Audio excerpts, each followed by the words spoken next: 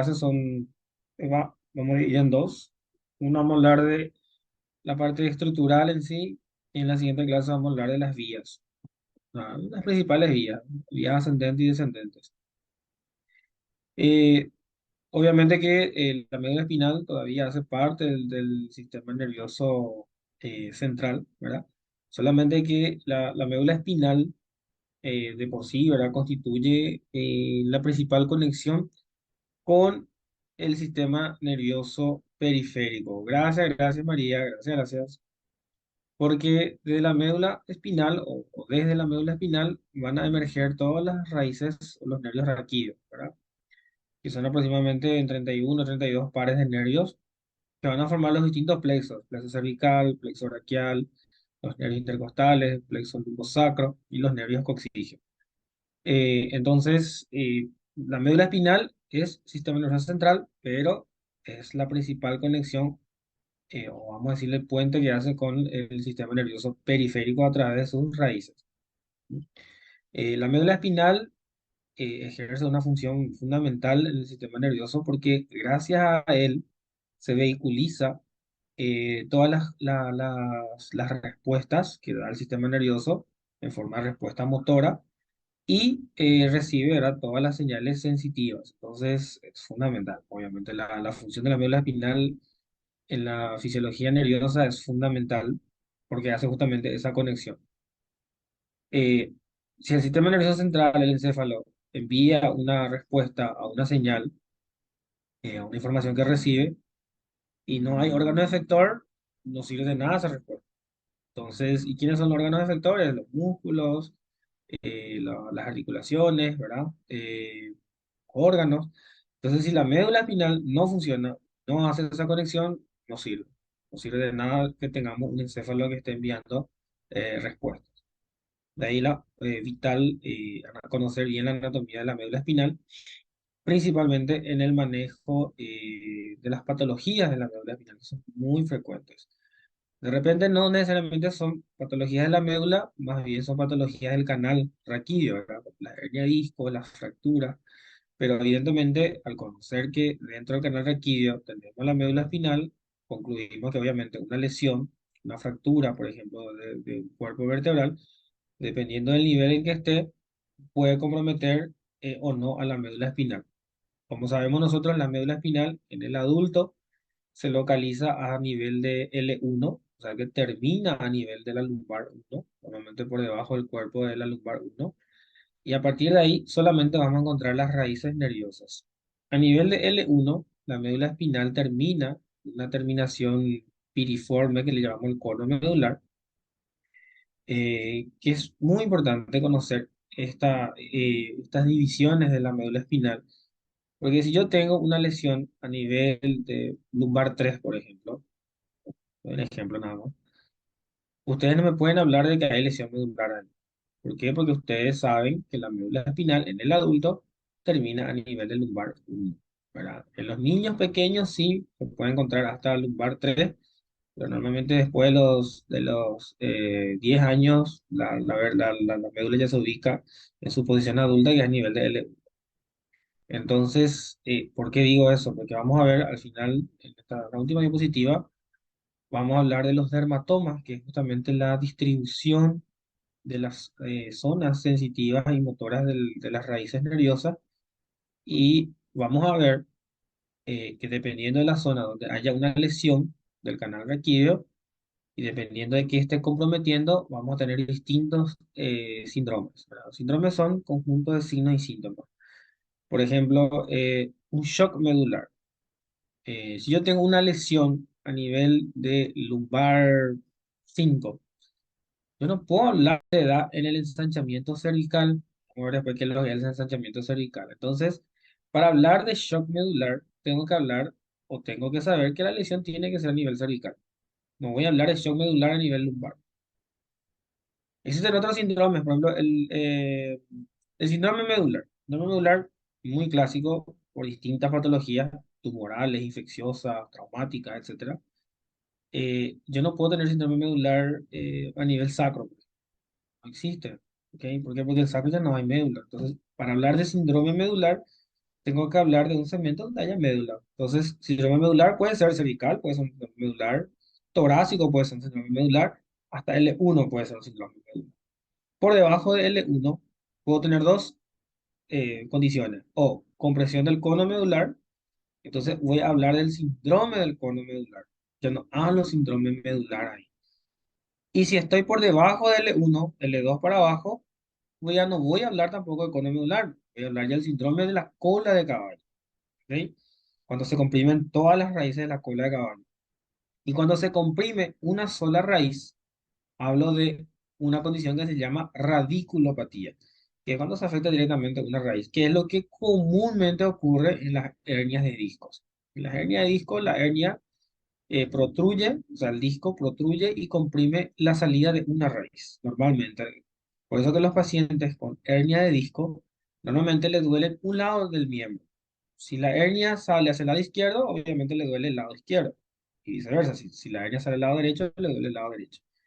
Sin embargo, en los síndromes de compresión, tanto medular, conomedular o cola de caballo, el déficit va a ser bilateral, o sea, va a comprimir, va a afectar a ambos miembros. El nivel sensitivo también va a ser bilateral, o sea que va a haber alteración sensitiva en ambos lados del hemicuerpo. Esas son las grandes diferencias. Insisto, yo sé que capaz estos términos que están escuchando no lo van a aplicar directamente, pero el día de mañana, cuando me llamen ustedes en sus prácticas en el hospital, cuando estén haciendo sus prácticas, y me van a presentar, tengo un síndrome medular, y les voy a preguntar en qué segmento está la lesión.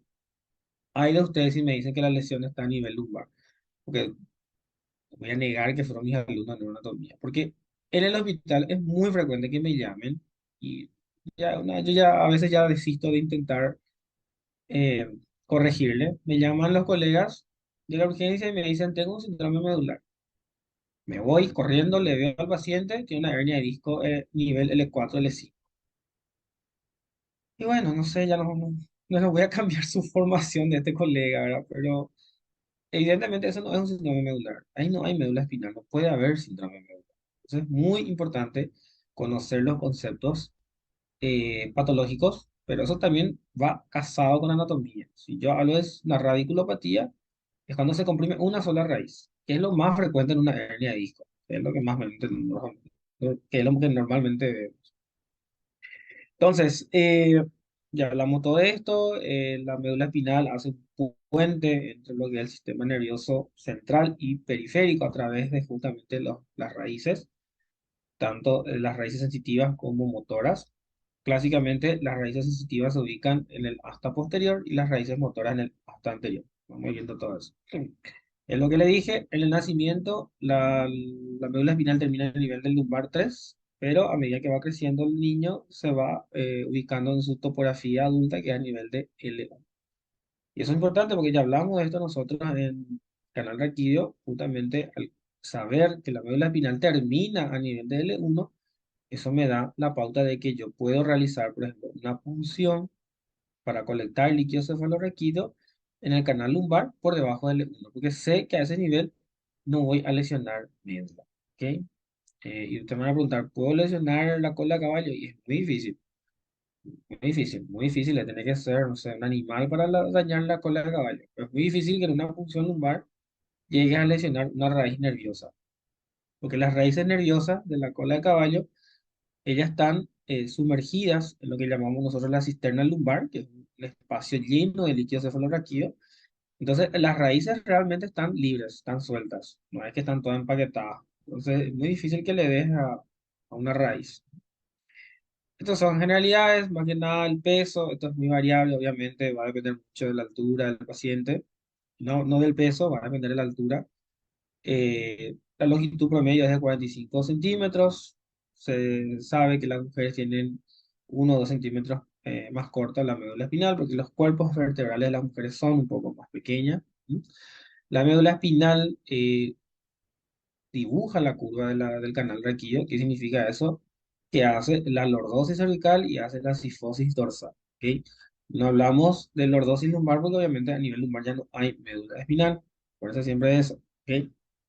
Entonces, la médula espinal se adapta a las curvas del canal raquídeo y eso es muy importante porque es la manera en que se desarrolla la médula espinal, siguiendo las curvaturas fisiológicas, lordosis cervical, cifosis dorsal. Entonces, cuando yo tengo una lesión del canal raquídeo cervical, uno de los signos de lesión que yo puedo encontrar es la pérdida justamente de esa lordosis. La columna cervical se queda recta, ¿verdad? Se queda erecta. ¿Por qué? Porque la musculatura se contrae en respuesta a una lesión. Entonces, imagínense la médula espinal que normalmente tiene esa lordosis porque le sigue al canal raquídeo cervical, de repente se pone recta. Evidentemente que eso condiciona una lesión nerviosa y por eso pueden ocurrir los shock medulares cuando hay lesión cervical. Y por ello que es tan grave una lesión a nivel cervical. ¿Ok?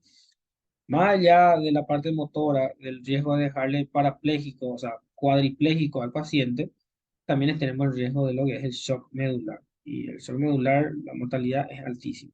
¿Ok? Es altísima. ¿Y qué es lo que es el shock medular? Es la pérdida de control de todas las funciones nerviosas por debajo de la cervical, tanto autónomas, o sea, simpático, parasimpático, y motoras y sensitivas. Entonces, hay vasodilatación generalizada, hay shock, el paciente hipotensa y se puede morir. Nosotros ya vimos, yo ya vi muchísimas veces, ocurre principalmente en los grandes traumas o incluso ocurre en las lesiones donde se comprime la médula por un tumor, por ejemplo, a nivel cervical y bueno, eso puede condicionar un shock medular. Es grave, ¿verdad? Ya he visto gente, muchos pacientes ya fallecieron a consecuencia de un shock medular. Bueno, la médula espinal, como dijimos, se extiende desde el arco superior de C1, o sea, desde el atlas, se puede considerar también desde el foramen magno. Algunas bibliografías incluso hablan desde la decusación de las pirámides, entonces y no está mal, está correcto, puede ser también eso, pero lo más anatómico es el borde superior del atlas. Entonces desde ahí empieza la médula espinal, que es la transición vulvoespinal, ¿ok? Eso ocurre más o menos a nivel del magno, y a partir de ahí la médula espinal se extiende hasta la lumbar 1, o sea, hasta el borde inferior del cuerpo de la lumbar 1. Ahí se extiende la médula espinal en el adulto. Por debajo de la lumbar 1 solamente vamos a encontrar las raíces que van a formar la cola de caballo. Podemos hablar de porciones, ¿verdad? Y los ensanchamientos. La porción superior de la médula espinal se extiende desde el atlas, a ver, C1, hasta C3. A partir de C3 hasta D2 o D1, dependiendo, o sea, puede variar, tenemos el ensanchamiento cervical. ¿Y qué es lo que significa el ensanchamiento cervical? Que en ese punto la médula espinal contiene, perdón, mayor cantidad de cordones blancos, entonces adquiere un diámetro mayor. ¿Qué es esto? Aquí yo tengo la transición bulbo espinal. Esta es la arteria vertebral que va a ingresar al magno. Estos son mi occipital. Entonces, aquí tengo la transición bulbo espinal y aquí por debajo de C1, porque esto es C1, que está cortado, obviamente C1, esto es C2. Por debajo de C1, perdón, por encima de C1 empieza la médula espinal y el ensanchamiento cervical empieza aproximadamente aquí desde C3. ¿Qué es lo que ocurre? El cuerpo aumenta de diámetro, principalmente diámetro lateral, porque se suman mayor cantidades de cordones. Cordones serían las fibras blancas, ¿verdad? Que componen a la médula espinal. Luego tenemos el segmento torácico, que va a ser desde de 2 más o menos hasta de 10. Y luego tenemos el ensanchamiento dorso-lumbar, ¿verdad? Que serían los dos ensanchamientos, y es donde se compactan más los cordones de fibra blanca de la médula espinal, que es justamente esto. Entonces el ensanchamiento es desde 2 a de 9, de 10, que es donde por debajo de 9 vamos a tener el ensanchamiento lumbosacro o dorso-lumbar, ¿verdad? Que es más o menos hasta el E1, que es donde termina la médula espinal. ¿Ok?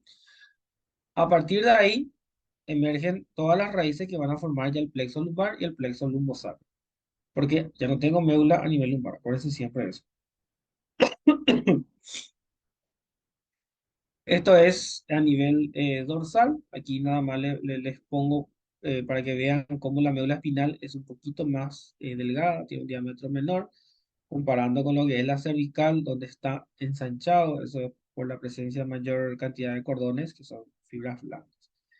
La médula espinal no es un cilindro exacto justamente por eso, porque tiene zonas donde está más ensanchado, a nivel cervical y a nivel dorsal-lumbar, y también porque la médula espinal está ligeramente aplanada en sentido antero-posterior, o sea que está un poco aplastada la médula. O sea, no es un cilindro exacto, no tiene la forma cilíndrica de manera exacta. Podemos describirle como cuatro caras, una cara anterior, una cara posterior y dos caras laterales.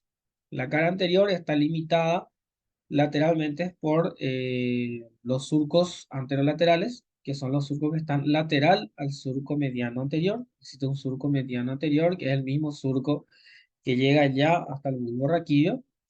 Y atrás también tengo un surco mediano posterior que también llega hasta arriba en el bulbo raquídeo. O sea, en realidad es una continuación, ¿verdad? Em, Importante, en la parte posterior también tengo los surcos posterolaterales, que son laterales al surco mediano posterior. Entonces, entre ambos surcos posterolaterales tenemos la cara posterior. Entre ambos surcos anterolaterales tengo la cara anterior. Y entre el surco anterolateral y entre el surco posterolateral tengo la cara lateral. Importante, en la cara lateral vamos a tener las raicecillas que van a dar origen a los nervios raquídeos. ¿Ok? Ahí voy a tener el origen de los nervios raquídeos, que vamos a ir viendo después cómo se dispone. La médula espinal, en su configuración, esta es la configuración macro, decirlo así, ¿verdad?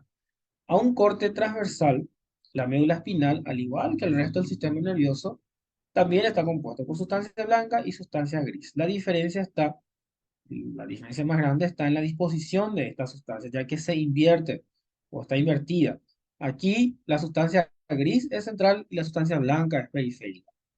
La sustancia gris, en este caso, al igual que el encéfalo, también está formado por los cuerpos neuronales y la sustancia blanca formado por los axones, principalmente fibras mielínicas. ¿Ok? Ustedes saben que dentro del sistema nervioso, dentro de los axones, nosotros tenemos las fibras que están envueltas con mielina y aquellas que no están envueltas con mielina.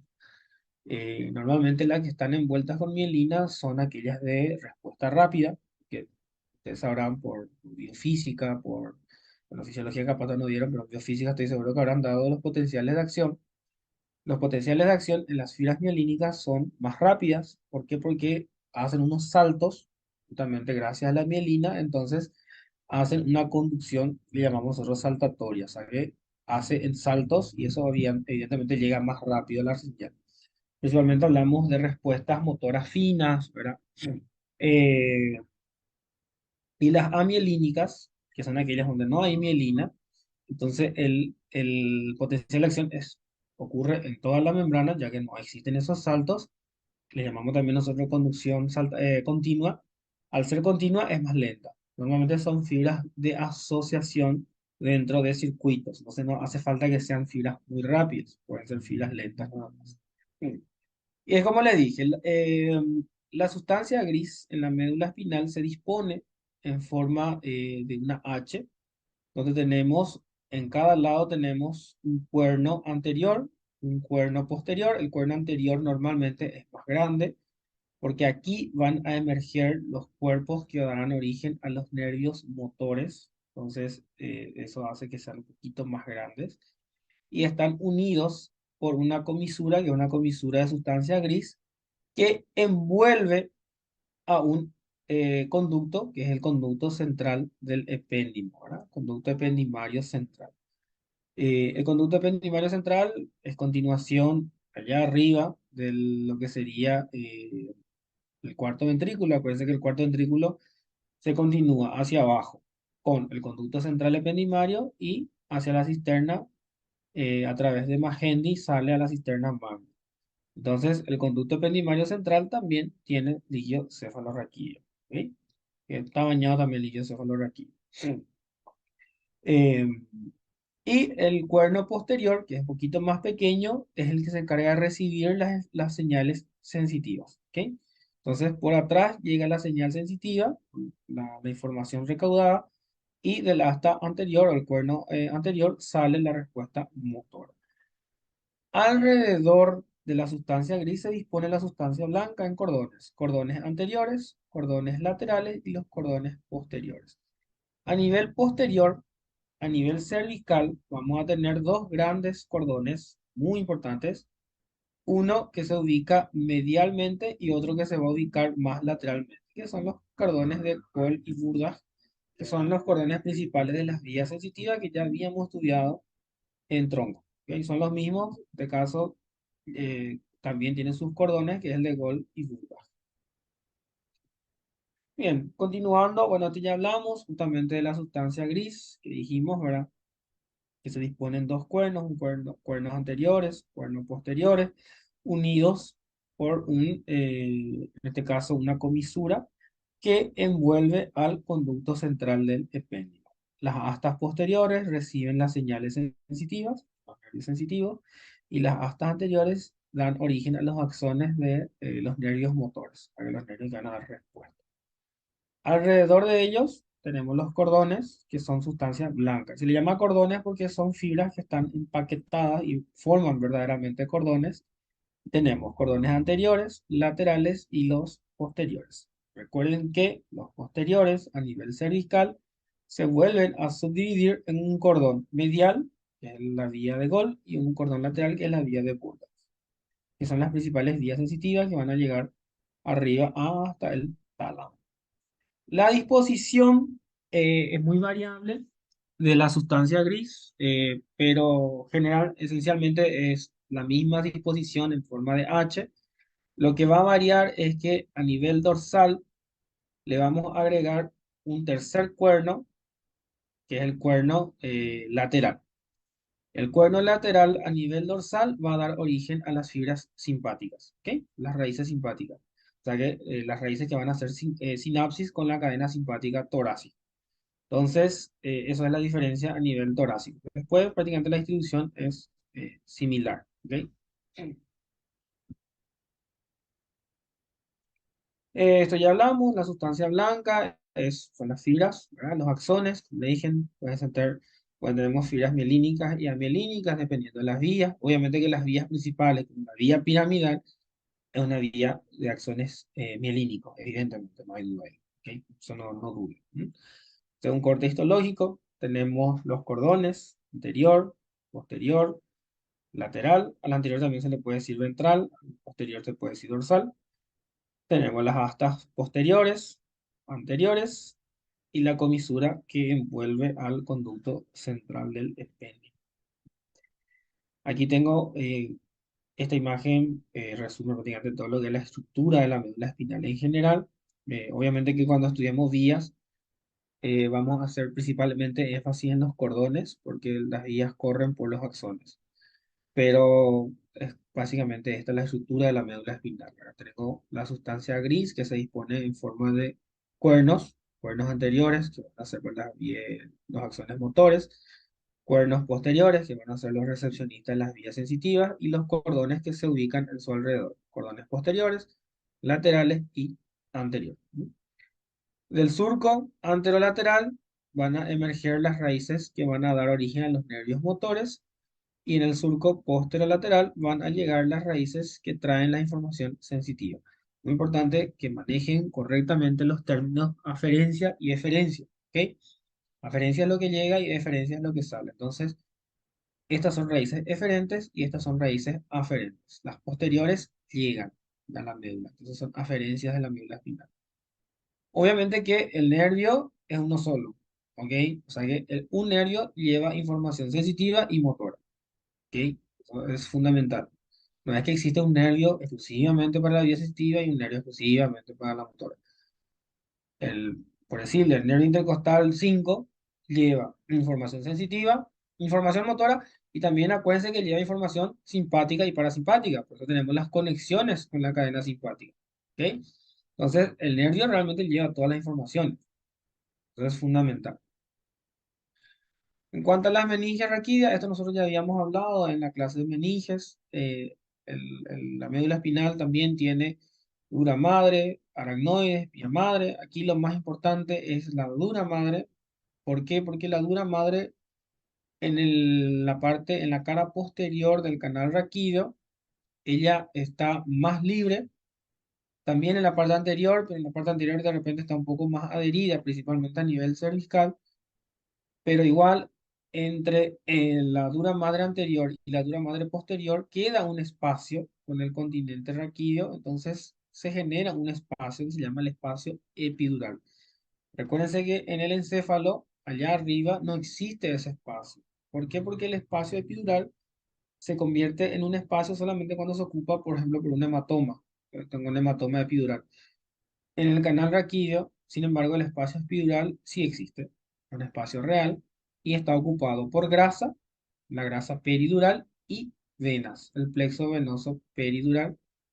Existe un plexo anterior y un plexo posterior. Y estos son súper rompebolas en la cirugía, porque nosotros, importante, como existe ese espacio epidural, a mí me da la facilidad de poder operar la columna con cierta facilidad en el abordaje, ¿verdad? ¿Qué significa eso? Que si yo necesito entrar a la médula, a una cirugía X, lo que sea, yo retiro, por ejemplo, la lámina, que es lo que normalmente hacemos nosotros, retiramos la lámina, se llama laminectomía, sacar esa lámina.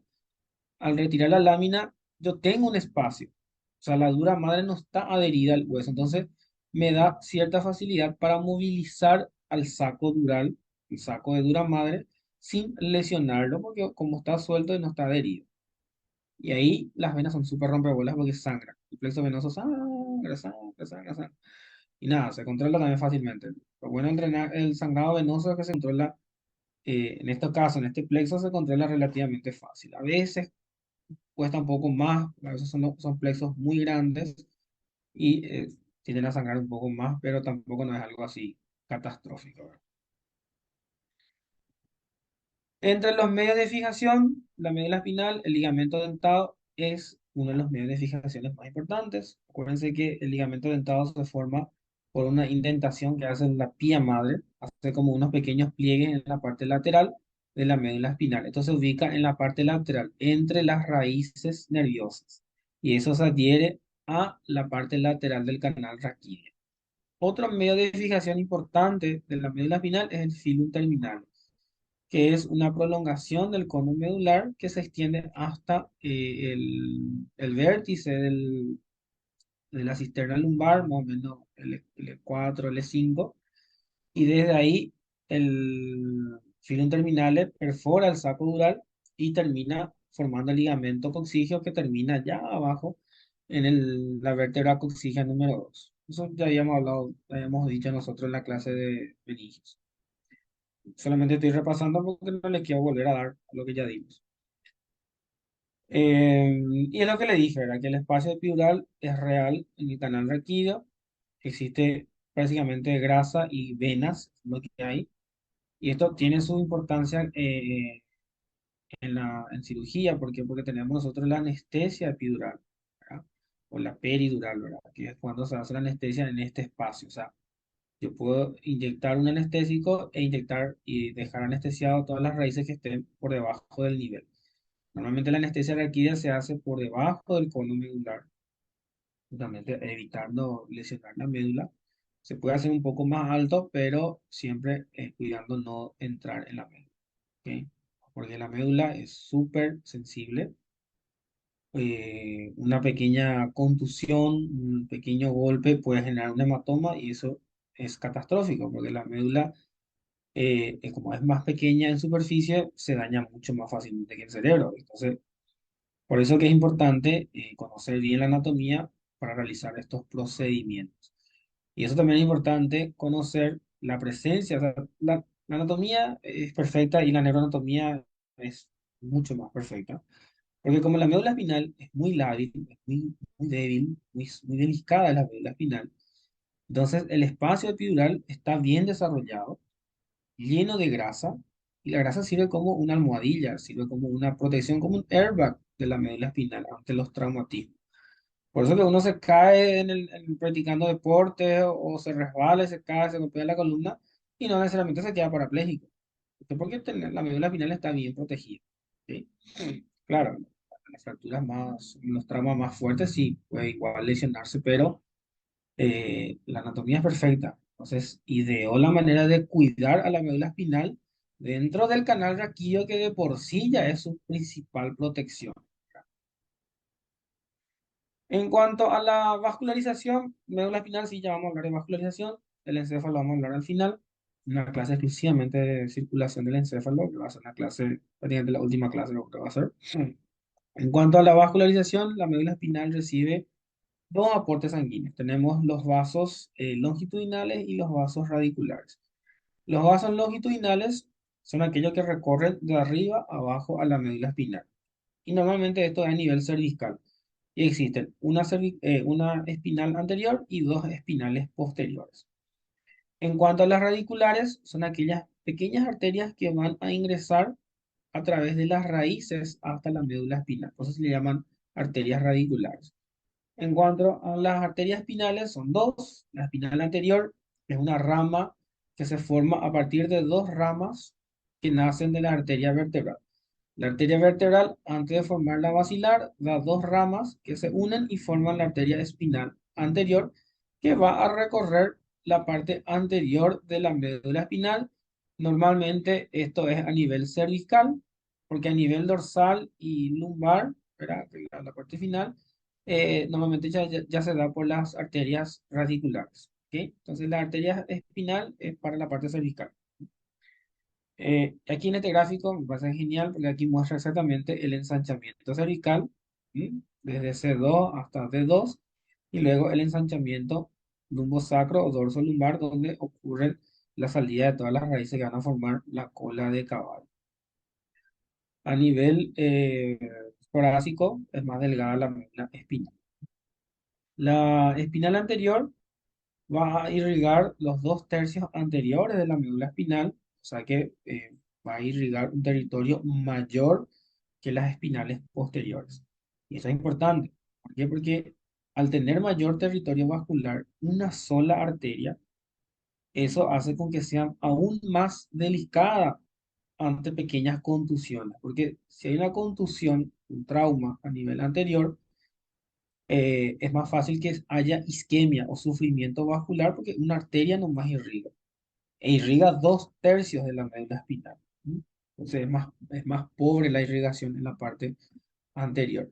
Sin embargo, en la parte posterior vamos a tener dos arterias radiculares, la radicular posterior, espinal posterior, perdón, que también son de la vertebral. O sea, ambas son de la vertebral. Solamente que la espinal anterior se forma por ramas, tanto en la vertebral izquierda y derecha, y se forma una sola arteria, y en la espinal posterior, cada arteria nace de su homólogo. O sea, la espinal posterior derecha nace de la vertebral derecha y la espinal posterior izquierda nace de la vertebral izquierda. Normalmente son dos ramas. La misma cosa, esto es principalmente para el segmento cervical, ya que el segmento dorsal y lumbar ya están dadas principalmente por las arterias radiculares.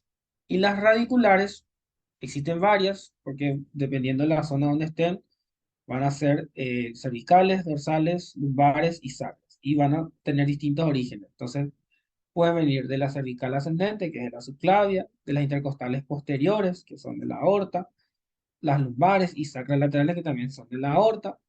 Y existe una arteria magna, una arteria más grande, que es la arteria radicular magna de Adamkiewicz, que ingresa al canal torácico, en este caso al canal dorsal, aproximadamente en D10, que normalmente es o rama de una intercostal o incluso puede ser rama directa de la aorta, ¿ok? Que es la arteria radicular magna de Adamkiewicz. Eh, nada, nada de eso. Nosotros normalmente esto no vemos en la cirugía, obviamente, pero existen patologías vasculares de la médula espinal donde es importante conocer justamente el origen de la radicular magna de Adamkiewicz, porque como es una arteria grande, irriga gran parte de la médula dorsal. Es más, yo ya he visto casos de pacientes con aneurisma de aorta torácico que hacen una disección de la arteria aorta, se forma un hematoma dentro de la pared del vaso, entre el endotelio y el mesotelio. Entonces, ese hematoma ocluye el origen de la Adamkiewicz cuando ella nace de la aorta y el paciente hace un síndrome medular por isquemia medular. Ya vi un caso raro, pero ya vi un caso y no hay mucho que hacer porque es una enfermedad vascular. Lo que se puede hacer es una revascularización cuando es precoz, pero normalmente es muy difícil recuperar porque es por isquemia y ustedes saben, las neuronas no se regeneran, felizmente. Entonces, es importante saber el origen de la Adamkiewicz. Igual, si no nace directamente de la aorta, sabemos que nace de la intercostal posterior, que es rama de la aorta.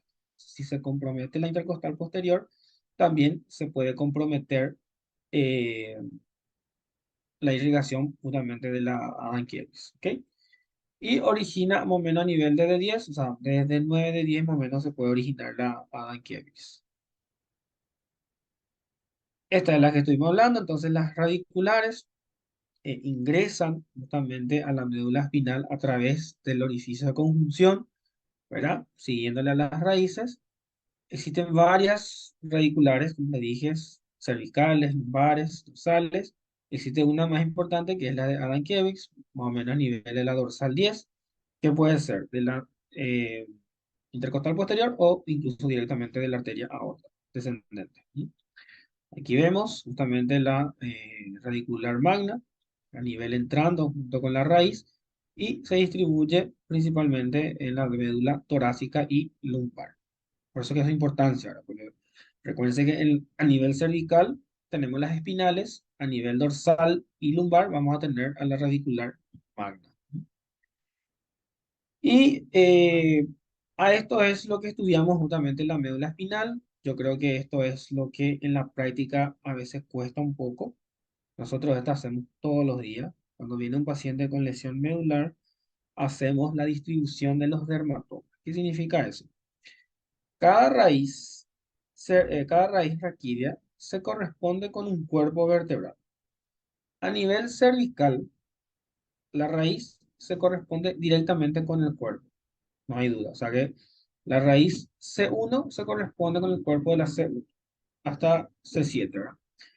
A nivel dorsal cambia, porque acuérdense que tenemos 8 raíces cervicales. Entonces, la C8, que nace por debajo de T1, ya me altera mi disposición de mis raíces. Entonces, a partir de la dorsal, yo le tengo que ir sumando. Si son dorsales altas, le sumo más uno.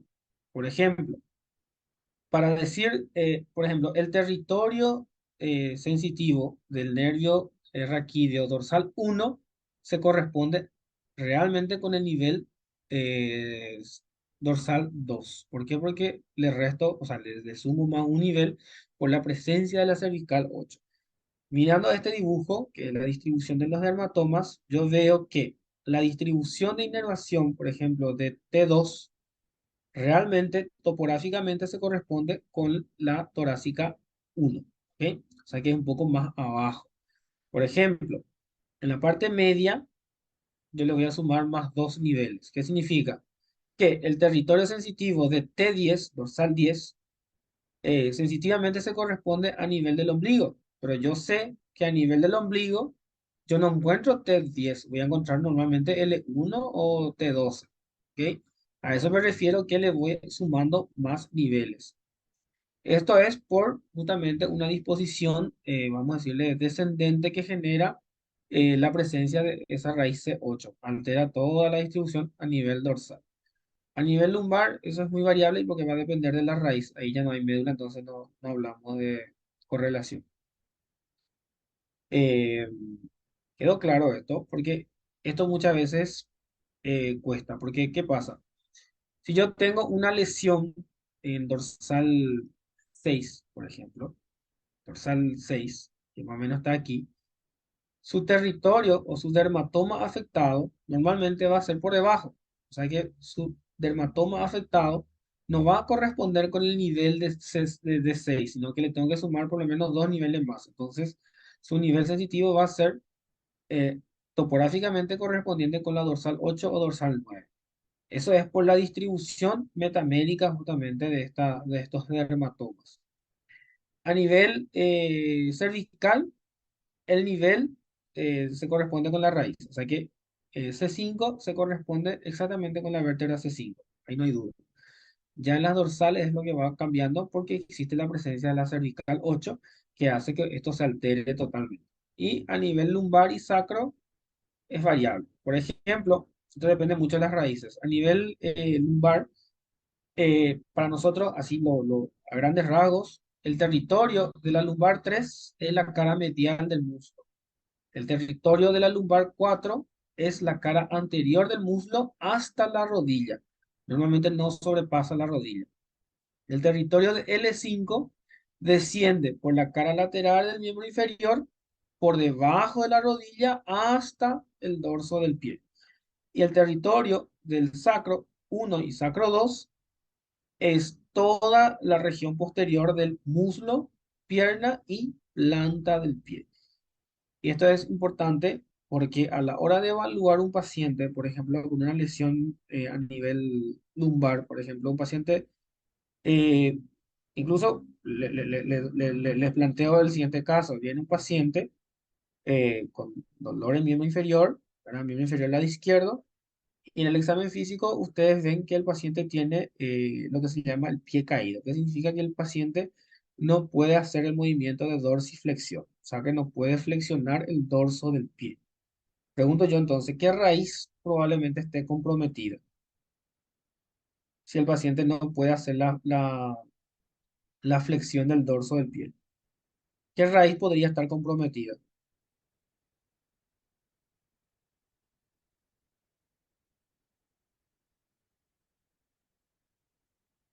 A ver,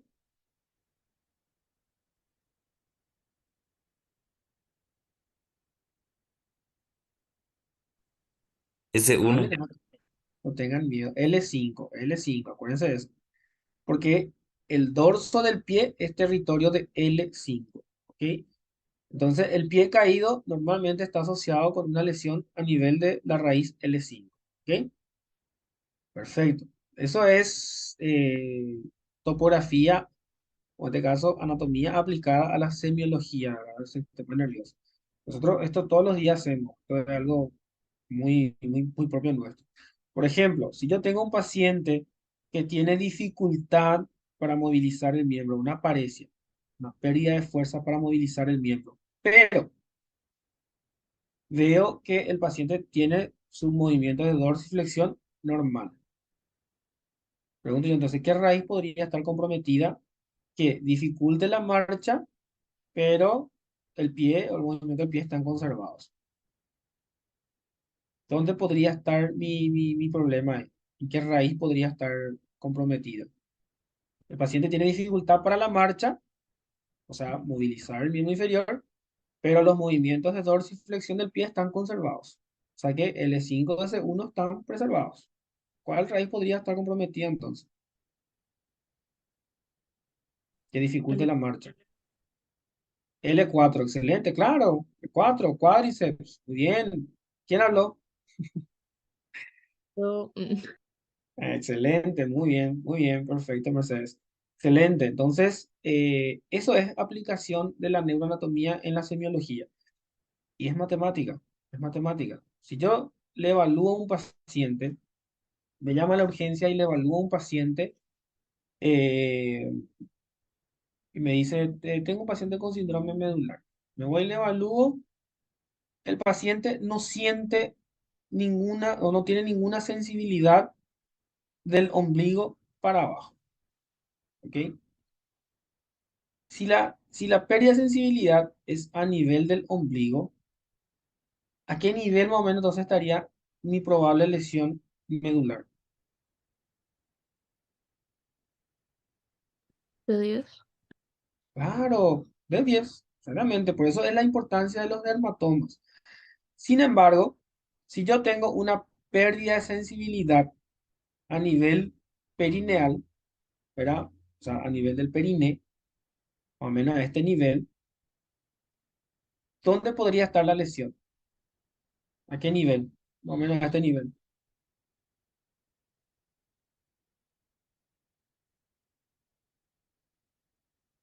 Acá demuestra. El paciente tiene una pérdida de sensibilidad, le llamamos nosotros una pérdida de sensibilidad en silla de montar. ¿Por qué? Porque justamente afecta a toda la región perineal, o sea que desde la región genital hasta más o menos la región perianal. Entonces, ¿qué raíz estaría comprometida? ¿Qué territorio? Y le estoy mostrando. A ver, ya está. ¿Qué raíz va a ser? L1. ¿Y qué yo tengo en L1?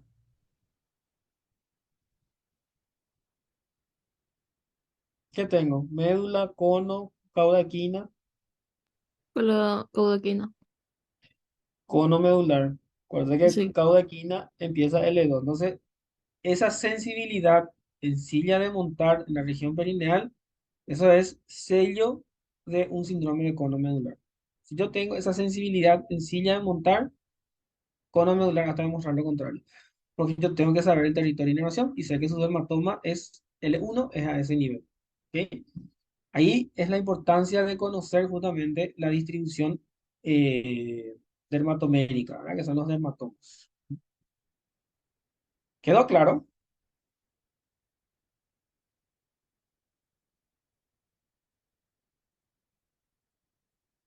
A ver, el silencio puede ser o quedó muy claro todo o no entendimos nada. ¿Alguna duda? ¿Quedó claro? Ok, bueno. Yo ahí ya sumo, ahí ya me da la opción de sacarle caso clínico en el examen. Perfecto. Pero es matemático. Eso es lo lindo de la neuroanatomía y de todo lo que es el sistema nervioso. Muchos dicen, no, es muy difícil la semiología del sistema nervioso. Es larga en todo caso, pero es muy matemático. Imagínense que si yo conozco la anatomía y conozco dónde está su déficit o su alteración sensitiva y motora, yo ya puedo deducir dónde está probablemente la lesión. Entonces yo ya me voy a buscar en ese lugar la lesión. Esto es nada más, un poco nada más de lo que estábamos hablando, la distribución de las dermatomas.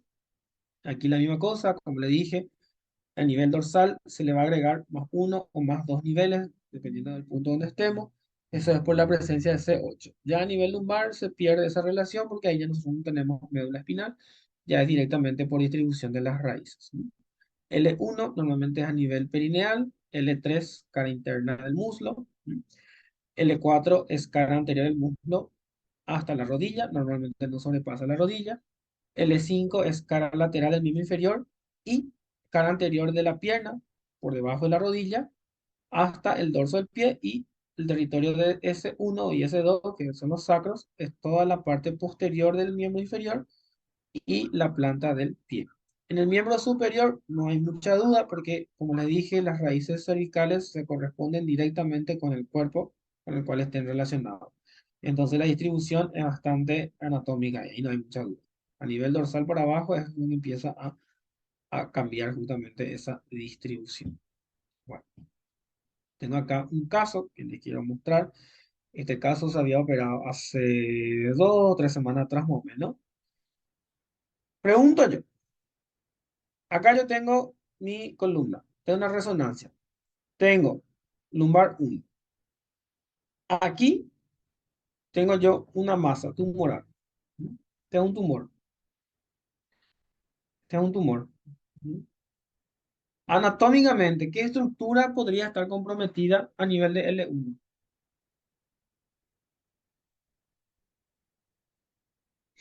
¿Qué estructura anatómica podría estar comprometida en L1?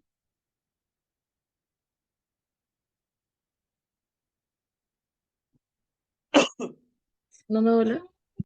Claro, cono medular. Entonces, ¿qué yo espero encontrar en este paciente? Síndrome de cono medular. ¿Qué incluye? Normalmente, el síndrome economedular incluye la pérdida de sensibilidad en silla de montar, que ya le expliqué, que es súper característico, y aparte de eso, alteraciones puede tener paraparesia o paraplegia de miembros inferiores. En este caso, el paciente no tenía, ¿verdad? Solamente tenía pérdida de la sensibilidad y tenía también pérdida del control de los esfínteres. Él no controlaba su esfínter urinario y no controlaba su esfínter defecatorio, o sea, su esfínter anal. ¿Por qué? Porque esas raíces nacen de la cola de caballo a ese nivel también.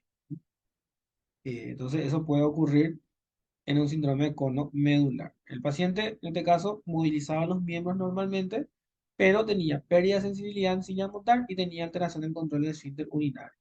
En la resonancia tengo una masa tumoral y este es el hallazgo intraoperatorio. La cirugía se hace con microscopio. Acá tengo la dura madre abierta, se abre la dura madre, está separada a través de unos hilos que están aquí. Aquí tengo el cono medular. ¿Mm? Y del cono medular tengo un tumor, que es el tumor que veo aquí. Entonces, este es un tumor que nació del cono medular. Es un tumor nervioso. Normalmente los tumores que nacen de raíces nerviosas o del cono medular son tumores que nacen de las células de Schwann y se llaman schwannomas. Tumores normalmente benignos. Y alrededor del cono medular ya tengo las raíces de la cauda equina, que en este caso, muy interesante, ¿por qué? Porque el tumor ocupaba todo este espacio que está aquí. Acá el tumor ya se está retirando hacia afuera. Entonces, el tumor ocupaba todo este espacio. Entonces, ¿qué es lo que hacía? Comprimía a las raíces nerviosas de la cauda equina hacia un lado. Por eso vemos que la cauda equina está toda empaquetada hacia un lado, por consecuencia del tumor.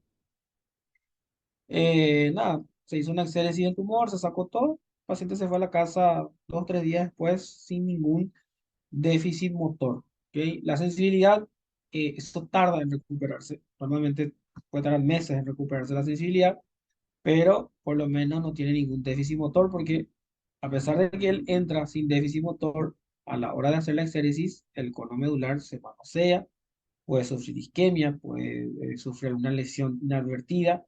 Entonces el paciente puede salir con algún déficit motor. En este caso, el paciente salió sin ningún déficit motor. Súper bien está el paciente. Se fue a la casa alta. Chill, chill, chill. Bueno, creo que eso es todo. Una frase que siempre voy a usar y siempre les voy a decir. Para ser un buen médico, primero tenemos que ser buenas personas y yo confío en ustedes, son excelentes personas, les conozco y sé que son y van a ser excelentes médicos. ¿Alguna pregunta, chicos? ¿Alguna duda? ¿Algo que quieran preguntar, aclarar? Ujú. Tengo mucha fe en ustedes, ¿eh? Bueno, chicos, más una vez gracias por compartir esta noche, fue excelente. Siempre es bueno contar con la compañía de ustedes y si no hay ninguna duda, nos vemos el lunes, ¿ok? Este lunes nomás tuvimos clase porque eh, era mi cumpleaños y quería hacer algo con mis amigos. Pero el lunes vamos a tener una clase habitual. Vamos a continuar con médula, vamos a hablar de las vías y ver si ya entramos ya con pares craneales. El objetivo es terminar pares craneales en este septiembre. Ya tengo unas cuantas clases. Y luego, lo que queda de octubre, dar toda la parte vascular y con eso terminamos nuestras clases de neuroanatomía. Bueno, chicos, si no hay más preguntas, ninguna duda, entonces nos vemos. Chao, chao, que tengan un excelente resto de noche y nos vemos la próxima semana. Chao, chao. Chao, doctor, gracias por todo. Doctor. Chao, chao.